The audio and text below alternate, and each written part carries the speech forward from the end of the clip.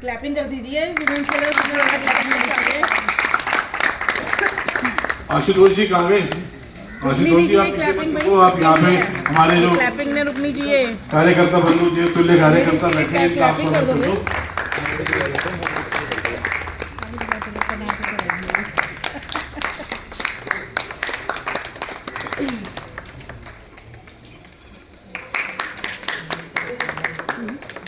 नितेश जी बैठ जाओ। नंदा जी आ जाओ, हमेशा एक ही भूमिका मत निभाया करो, कभी बैठा भी करो।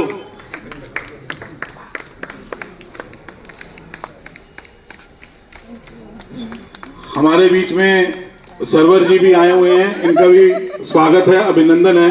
अब इतने हमारे इंपॉर्टेंट गेस्ट को आप नंदा जी साइड में खड़ा करके आप खड़े हुए हो। ये लो जी कहाँ के पटका, कहाँ के भाई साहब को पटका पहनाओ एक बारी। सरवर जी इधर आ जाओ, इधर आ जाओ भाई साहब, इधर आ जाओ। आज की इस शक्ति केंद्र की बैठक हो रही जिस मंडल में, उस मंडल के अध्यक्ष संदीप ढींगरा जी और इस शक्ति केंद्र की प्रमुख मीनाक्षी जी, मंच पे उपस्थित मेरे सभी मेरे से वरिष्ठ साथीगण, कार्यकर्ता भाई और बहन, भारतीय जनता पार्टी ने निर्णय किया है कि अब नहीं सहेंगे और बदल के रहेंगे। क्या कहा? अब नहीं सहेंगे, बदल के रहेंगे। और निश्चित रूप से इस क्षेत्र की जनता, नांगलोई की जनता, यहाँ का विधायक बदलेगी और भारतीय जनता पार्टी इस दिल्ली के हालात बदलेगी। हालात बदलने का मतलब है जहां स्कूलों की आवश्यकता है तो स्कूल बनाएंगे और जहां हॉस्पिटल की आवश्यकता है हॉस्पिटल बनाएंगे नए, जहां फ्लाईओवर की आवश्यकता है तो फ्लाईओवर बनाएंगे, जहां रोड बनाने की आवश्यकता है तो रोड बनाएंगे और जहां पर पानी के स्वच्छ पानी देने की आवश्यकता है वहां स्वच्छ पानी देंगे। और इन कामों की एक पूरी की पूरी लिस्ट भारतीय जनता पार्टी के कार्यकर्ताओं ने, सौभाग्य से लगभग 1 साल के लिए यहां से भारतीय जनता पार्टी के कार्यकर्ता के रूप में आप लोगों ने मुझे एक विधायक चुना था और उस समय पे जब मैंने देखा पूरे इस नांगलोई विधानसभा का नक्शा उठा करके, तो हम यहाँ बैठे, हमारे सामने 50 सालों से लगभग ये ग्राउंड पड़ा है। पहले तो इसकी 4 दीवारी भी नहीं थी, लेकिन अब 4 दीवारी हमने आए तो हमने करवाई। अब वो जंगल बना हुआ है, इसके अंदर आपको पता भी नहीं कि क्या क्या सुविधाएं होनी चाहिए। इसमें चिन्हित है, डीडीए का कोई भी स्पेस है, पहले वो चिन्हित करती है कि कहाँ पे फ्लैट बनेंगे तो स्कूल की कहाँ पे आवश्यकता है, तो पार्क कितना बड़ा चाहिए, तो वहाँ पर शॉपिंग कॉम्प्लेक्स होना चाहिए और क्या क्या चीजें आगे भविष्य में जरूरत पड़ेगी। यहाँ पर एक मल्टीप्लेक्स पिक्चर हॉल की जगह है और वो जगह अगर बनवाना चाहता है यहाँ का चुनाव अनुमान बनवा लेता। चिन्हित है, एक बस टर्मिनल की जगह भी है यहाँ पर शॉपिंग कॉम्प्लेक्स की जगह भी, ये सामने हमारे बिल्कुल इससे निकलते ही। और जहां पर ट्रैफिक की बात है तो मैंने उस समय पे एक सर्वे करवाया था और मीरा बाग से वहां पीछे से लेकर के हमारे पीछे से जो नाला जा रहा है, इसके ऊपर से एलिवेटेड रोड जैसे आपने देखा होगा 12 पुल पे बना हुआ है, वैसा पुल बना करके, और ये सारा का सारा ट्रैफिक यहाँ पर ना GH8 के चौक पे जाम लगे, ना मीरा बाग जाम लगे, ना 6 पे जाम लगे, ना भैर एनक्लेव जाम लगे। ये सारा का सारा ट्रैफिक पीछे बाहर से बाहर इधर रोहतक रोड और हमारा हैदरपुर वाटर ट्रीटमेंट प्लांट तक निकल जाएगा, ताकि पीरागढ़ी चौक का भी ट्रैफिक खत्म हो जाए। उस 1 साल के अंदर अंदर मैंने सारे सर्वे करवाए, चाहे पीरागढ़ी चौक का था वो भी, चाहे लेकर के साईं बाबा मंदिर से और आप जवाहरलाल मार्केट क्रॉस करके आगे जाओगे क्लब रोड पे, तो वो भी एलिवेटेड रोड बनाने की आवश्यकता है, वो बनाना चाहिए था। वो मेरा सर्वे ऐसे के ऐसा किताबों में रखा हुआ है। उसके ऊपर आने जो पीछे 10-11 साल सरकार आम आदमी पार्टी की रही, क्योंकि ऐसा व्यक्ति जिन्होंने सिवाय घाव दिए हैं, दिल्ली को जख्म दिए हैं, कोई काम करने का नहीं किया हुआ। अगर हॉस्पिटल बनाने का यहाँ पर जो संत दुर्बलनाथ हॉस्पिटल बन रहा है, मैं जब आया चुना गया, आप लोगों ने भारतीय जनता पार्टी को चुना, तो यहाँ पर वो जो हॉस्पिटल था 4 डिपार्टमेंटों के बीच में फंसा हुआ था। 2 बार शीला दीक्षित मुख्यमंत्री बनी, उद्घाटन किया, फाउंडेशन स्टोन रखा और चली गई। 10 साल उन्होंने निकाल दिया, लेकिन काम नहीं किया। कांग्रेस का विधायक भी से रहा, लेकिन मैंने वो देखा कि उसमें 4 डिपार्टमेंट काम करते थे। जो पढ़े लिखे व्यक्ति यहाँ बैठे हैं, और अधिकतर यहाँ सभी पढ़े लिखे व्यक्ति बैठे हैं, वो समझते हैं। एक डिपार्टमेंट जिसकी जमीन थी सलम, दूसरा डिपार्टमेंट अगर हम कोई उसमें काम करते हैं उसका लैंड यूज चेंज करता है डीडीए, तीसरा डिपार्टमेंट अगर हम कोई बिल्डिंग बनाएगी तो उसका नक्शा पास करता है कॉर्पोरेशन, चौथा डिपार्टमेंट कौन सी एजेंसी काम करेगी वो थी डीएसआईडीसी।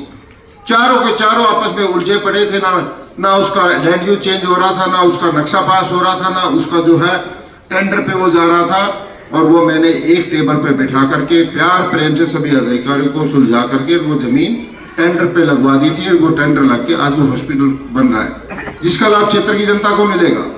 आर्किटेक्चर टोल टैक्स की जगह है जवालापुरी, जो आप जाओगे आर ब्लॉक, उसके सामने जो डिस्पेंसरी है, सी ब्लॉक के सामने जो है वह ग्रिड की जगह है। बिजली इतनी अनऑथराइज कॉलोनियां हमारे यहाँ बढ़ गई, और इतने पॉपुलेशन बढ़ गई, बिजली की खपत भी बढ़ी है। वहां पर बनाने के लिए ग्रिड बनाने की जगह है, लेकिन सरकार ने ग्रिड नहीं बनाई ताकि प्रॉपर बिजली सबको मिल सके। वहां पे आर्किटेक्चर कॉलेज की भी जगह है। भारत मंडपम की जगह है अपना रेडिसन के पास में, जैसा मंडपम आप भारत मंडपम देखते होगे ना, वो भारत मंडपम है जो मोदी जी ने बनाया प्रगति मैदान के अंदर, जो एशिया का सबसे बड़ा कम्युनिटी सेंटर है। इसी तरह से हमारा 1-1.5 एकड़ के अंदर यहाँ पर बनाया जा सकता है। आज हम जाते हैं अपनी कोई फंक्शन हो, ब्याह हो, शादी हो, कोई भी काम करना हो तो पीरागढ़ी जाना पड़ता है, और वो लाखों की रुपए की कीमत देकर के उसको बुक कराना पड़ता है। ये सारी की सारी चीजें हैं, ये तो नांगलोई को लेकर के मैं कह रहा हूँ। लेकिन मैं एक और बात बताना चाहता हूँ आपको, बहुत सारी चीजें जिसको जो जनता को करके, चाहे पानी मुफ्त दिया, चाहे बिजली मुफ्त दी, डीटीसी में बहनों को मुफ्त में सफर कराया, हम ये सारी की सारी चीजें भी भारतीय जनता पार्टी की सरकार बनेगी तो ये सारी की सारी सुविधाएं जारी रखेंगे और बराबर ये चलती रहेंगी। ये भी आपको बताना चाहता हूँ। हम फर्क क्या करेंगे इसमें? हम फर्क ये करेंगे कि पानी देंगे, जो दे रहे हैं गंदा पानी वो साफ देंगे। डीटीसी की जो बसों में जो कमी है, वो जो डीटीसी की बसें नहीं खरीदी, वो नई भी खरीदेंगे, और जो उसमें काम करने वाले कर्मचारी हैं उनको तनख्वाह भी देंगे। बिजली के अंदर भी हम करेंगे सुधार। भ्रष्टाचार को खत्म करने के लिए जिस पार्टी ने जन्म लिया, वो पार्टी आज सबसे ज्यादा भ्रष्ट होकर के, और उसके सारे के सारे मंत्री जेल के रास्ते से निकल करके आए हैं। आज भी जेल से वो बेल पर है, बरी नहीं हुए। लेकिन जिस कंपनियों को फाइल उठा करके घूमता था यह व्यक्ति कि भाई इतना भ्रष्टाचार है, इतना घोटाला है, जब सत्ता में आ गए तो वो सारी की सारी चीजें भूल गए, और उन्हीं के साथ मिलकर के जिस प्रकार के शराब घोटाले का संजय भाई जिक्र कर रहा था कि दूसरे प्रदेशों में आज तक कहीं पे 4% से ज्यादा किसी भी एजेंट को, दुकान वाले को, L1 को या किसी को कमीशन नहीं दिया। इन्होंने 12% के वो कमीशन का आधा पैसा वापस लिया अपने पास काले धन के रूप में, और उसको डकार के दिल्ली की जनता को गड्ढे में धकेल दिया। ठीक इसी प्रकार से अनेकों प्रकार के टैक्स आपके बिजली के बिल में लग करके आते हैं। 200 यूनिट से ऊपर गया तो उसके ऊपर सरचार्ज लगे, दुनिया भर के टैक्सेस लग गए। वो पैसा कहां से जाता है? आप दूध खरीदते हो, उसके ऊपर भी टैक्स लगता है। आप चाय की पत्ती खरीदते हो, आप साबुन खरीदते हो, आप कपड़े खरीदते हो, आप कोई भी चीज खरीदते हो, उसके ऊपर टैक्स लगता है, और टैक्स का पैसा गवर्नमेंट के पास जाता है। और वो पैसा जो डेवलपमेंट पे खर्च करना चाहिए था, जो आज सड़कें, नालियां, ड्रेनेज सिस्टम या घर का कुछ भी नहीं है, वो सारा का सारा पैसा भ्रष्टाचार के रास्ते से ये अलग से रास्ता निकाल करके खा गए। आज समय है, भारतीय जनता पार्टी ने एक लोगों से आह्वान किया है, एक नारा दिया है, अब नहीं सहेंगे, बदल के रहेंगे। आप यहां से भारतीय जनता पार्टी के कार्यकर्ता में जिसको भी टिकट दे पार्टी, कमल के फूल का निशान है, वो बटन दबाना है। भारतीय जनता पार्टी का विधायक आप यहां से बदलो और भाजपा का विधायक बनाओ। दिल्ली में भाजपा की सरकार बनेगी, और भाजपा कार्यकर्ता जब मुख्यमंत्री होगा तो भारतीय जनता पार्टी दिल्ली के हालात बदलेगी और विकास के काम करके आपके बीच में आएगी। इतनी ही बात मैं कहना चाहता हूँ। बाकी मेरे बहुत सारे वरिष्ठ साथी यहाँ बैठे हैं, भाई और बहन बैठे हैं, वो भी अपनी बात रखेंगे। आपने मेरी बात को ध्यान से सुना, हृदय की गहराई से आपका धन्यवाद भी करता हूँ। और एक और बात कहना चाहता हूँ, पीछे मेरे पास संदीप जी को भी मैंने कहा है, मेरे मीनाक्षी जी से भी बात हुई थी, यहाँ जहाँ पर लाइट डार्क स्पॉट कोई भी हो, 1 2 3 4 5 8 10 20 जितने भी, अगर कहीं स्ट्रीट लाइट ठीक नहीं है तो चाहे सोलर लाइट लगानी हो तो वो भी हम लगा के देंगे। मैंने मंगवा करके रखी है, मेरा इलेक्ट्रिशियन वहाँ पर लगा के जाएगा।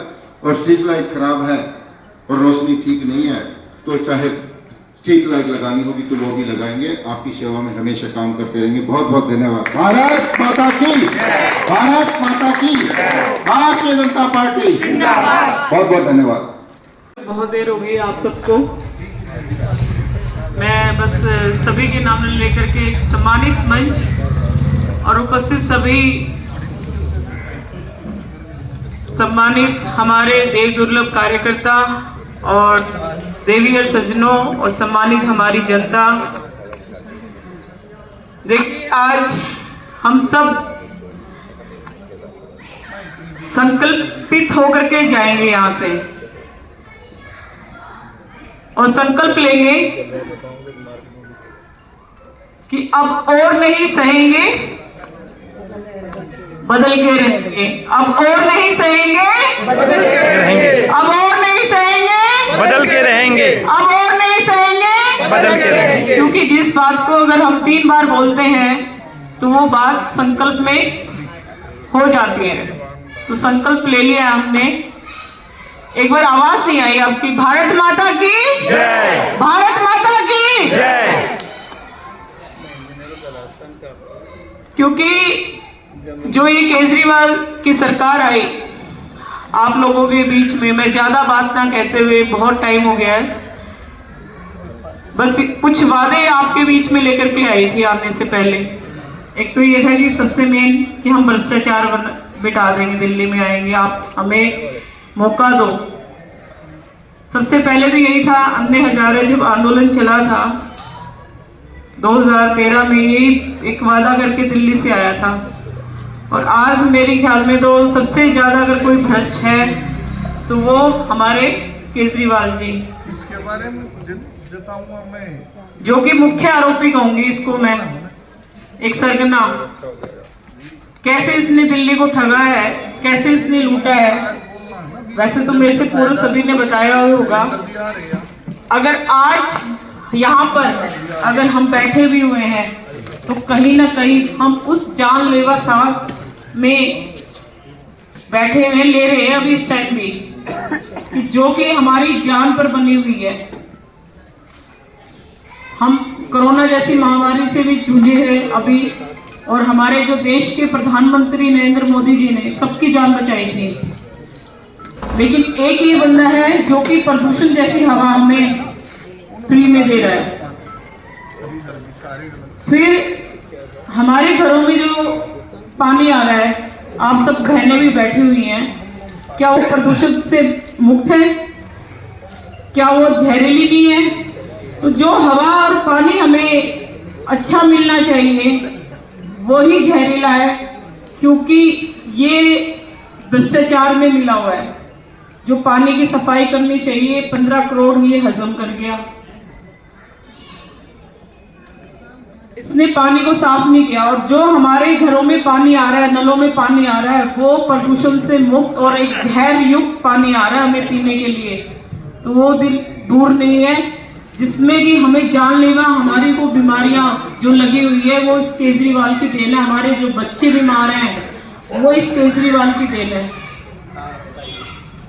दूसरा, हमारे जो माननीय प्रधानमंत्री मोदी जी ने आयुष्मान योजना लागू करी, प्रत्येक हर एक राज्य में लागू है, सिर्फ दिल्ली में लागू नहीं होने दे रहा।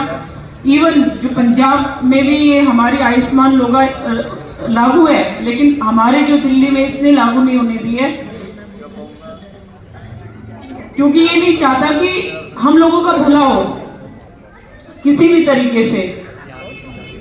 राशन कार्ड में नाम इसने बंद कर दिए, मतलब नए तो दर्ज हो ही नहीं रहे, राशन कार्ड भी बंद कर दिए, जो बुजुर्गों की पेंशन है वो बंद कर दी। और अब एक नया घोटाला, अभी कुछ टाइम के लिए वेबसाइट खुली और तुरंत बंद कर दी गई। और एक और झांसा, देखिए पहले ही दिल्ली में आज बहुत कर्जे में है दिल्ली, ऊपर से कि झूठा वादा कर रहा है कि मैं 2100 का, मतलब बहनों को मैं अगर आप मुझे वोट करोगे तो 2100 दूंगा। जो इसने पंजाब में वादा किया था, क्या उसने ये वादा अपना पूरा कर दिया है? नहीं किया। सिर्फ 1 महीने या जब हम पीछे पड़ेंगे भाजपा के कार्यकर्ता, तो सिर्फ 15 दिन मात्र, उससे ज्यादा नहीं, उसके बाद फिर बंद। तो क्या हमने ऐसे झांसा देने वाले व्यक्ति के, मैं इसको मुख्यमंत्री नहीं कहना चाहती, ऐसे व्यक्ति के हमें झांसे में आना चाहिए? आप इससे पूछना चाहती हूँ, क्या हमें ऐसे व्यक्ति के झांसे में आना चाहिए? जब चुनाव का टाइम होता है तो ही इसके वादे आते तरह तरह के, जो कि ये पूरे भी नहीं कर सकते और किसी तरह से किसी हालत में नहीं पूरे कर सकते। हमारे एलजी साहब ने इससे पूछा कि आप किस तरह का वादा कर रहे हो, क्या आपके पास है? कहते नहीं है। तो फिर आप 2100 एक महिला को नहीं दे सकते, आप पूरी दिल्ली को कैसे वादा कर सकते हैं? दूसरा, इसने जब यमुना साफ, अभी आपको बता रही हूँ कि यमुना सफाई के लिए आपने देखा होगा कि हम सनातन धर्म से ताल्लुकात रखते हैं, सभी धार्मिक लोग हैं और सभी सूर्य की उपासना करते हैं, लेकिन क्या इसने हमारी यमुना साफ करी? नहीं की। आज हमारे जो नलों में पानी आ रहा है वो तो जहरीला आ ही रहा है, लेकिन जो हमारी यमुना में पानी है वो भी जहरीला है, झाग वाला पानी है, प्रदूषित पानी है। इसने हमारी यमुना मैया को भी नहीं छोड़ा और वो सारा पैसा भी डकार गया। अभी भाई साहब बता रहे थे कि सीवर की, मैं खुद निगम पार्षद हूँ आपकी, और मुझे जगह जगह सीवर के ब्लॉकेज की समस्या आती है। सारा ये सीवर का पैसा डकार हजम कर गया। तो ये मतलब मैं ये पूछना चाहती हूँ केजरीवाल जी, आपने जो दिल्ली से वादे करे थे, इतने झूठे वादे किए, दिल्ली का हत्यारा कौन है? वो आज के टाइम में सिर्फ और हत्यारा केजरीवाल। तो बड़े शर्म की बात है। बस मैं इतना ही कहना चाहती हूँ बहनों और भाइयों, अब इसके झांसे में हमें बिल्कुल भी नहीं आना है। और केजरीवाल की जो ये झाड़ू का निशान है ना बहनों, आप में वो शक्ति स्वरूपा है। एक झांसी की रानी बन करके आपने यही नहीं, अपने अपनी गली में, अपने मोहल्ले में जाकर के बताना है इसके बारे में, और कहना है कि आज हमने इस राक्षस रूपी नामक केजरीवाल को यहाँ से मार भगाना है। इसी की झाड़ू से मारो इसको, अगर हमारी दिल्ली साफ करनी है। आज खड्डे से भर गई है हमारी दिल्ली, जगह जगह रोडों पे खड्डे हैं, ऐसा लगता है गाड़ी में नहीं चल रहे, हम किसी ट्रैक्टर में चल रहे हैं।